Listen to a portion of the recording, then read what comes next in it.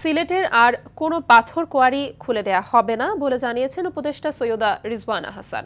শনিবার দুপুরে জাফলং পর্যটন এলাকা পরিদর্শন শেষে এসব কথা বলেন তিনি। উপদেষ্টা আরও বলেন, জাফলং পর্যটন কেন্দ্রকে ঢেলে সাজানোর পরিকল্পনা করা হচ্ছে, তাই এখান থেকে অবৈধভাবে বালু ও পাথর উত্তোলনকারীদের বিরুদ্ধে আইনানুগ ব্যবস্থা নেওয়া হয়েছে। ভবিষ্যতে এরকম অবৈধ কার্যক্রমের সঙ্গে কেউ জড়ালে তাদের বিরুদ্ধেও কঠোর ব্যবস্থা নেওয়া হবে। এ সময় তার সঙ্গে ছিলেন বিদ্যুৎ, জ্বালানি ও খনিজ সম্পদ মন্ত্রণালয়ের উপদেষ্টা মোহাম্মদ ফাউজুল কবির খান। এদিকে পরিদর্শনের সময় উপদেষ্টার গাড়িবহর আটকে বিক্ষোভ করেন স্থানীয় পাথর শ্রমিকরা। পরে পুলিশ পরিস্থিতি নিয়ন্ত্রণে আনে। সিলেটে নান্দনিক আবেদন আছে, নৈসর্গিক আবেদন আছে, এইরকম জায়গাগুলোতে আমরা আর পাথর তোলার জন্য ইজারা দেব না।